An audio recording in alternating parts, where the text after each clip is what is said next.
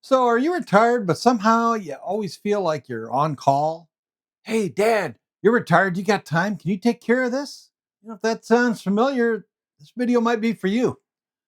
I got an email from a viewer named Dave, and in that email, he said, I hear this all the time.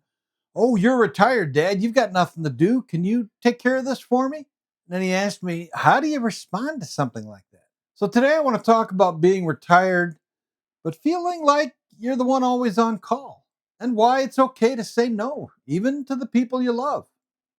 So here's what nobody tells you about retirement. When you stop working, a lot of people see this big blank calendar with your name right at the top of it.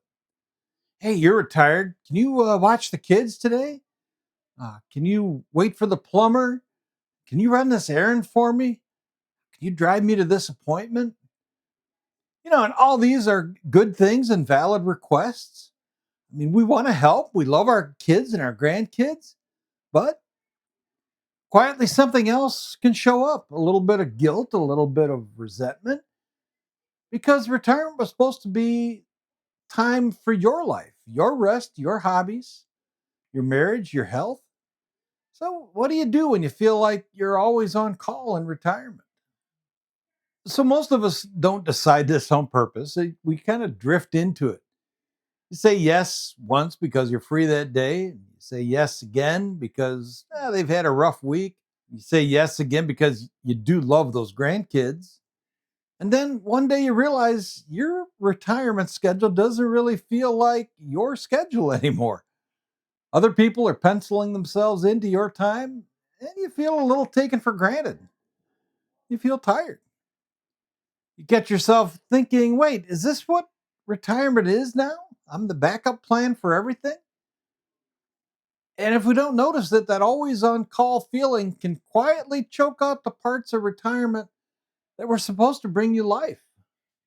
Okay, so now I want to be very clear about my own situation. My sons have actually been very understanding about this. When I've said, hey, I can't do that today, or I need this afternoon for myself, they've always respected that. They've listened, and I'm really, really grateful for that. So I'm not making this video to complain about my sons or throw them under the bus. And honestly, every time they ask, they always say, hey, if you're busy and you can't do it, I understand. So appreciate that.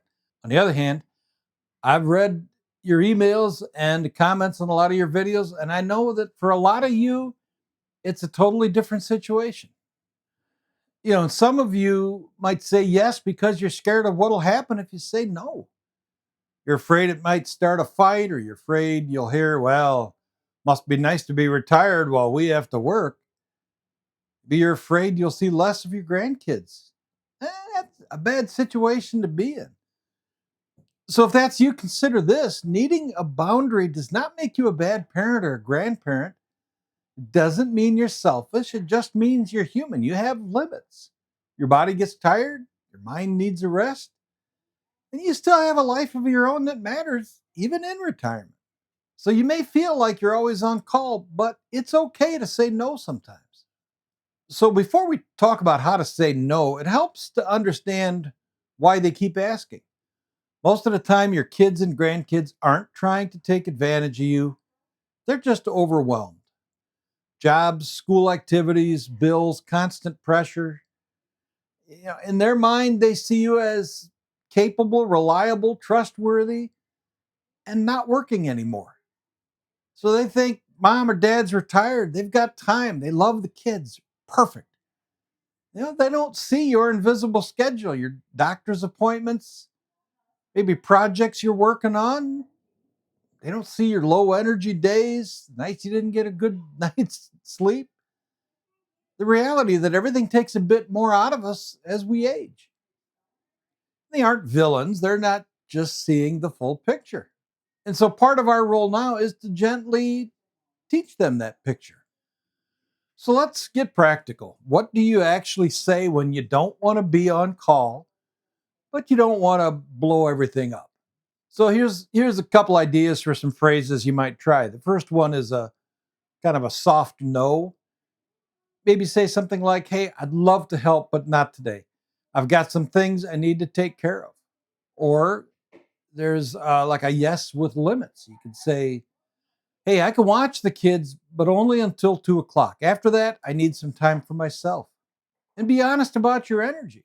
You can say, hey, I'd love to help, but I've been feeling really worn out lately. Can we spread things out a little bit? With my sons, language like that has always been enough. They know if I say yes, I mean it. If I say I can't, I mean that too, and they accept that.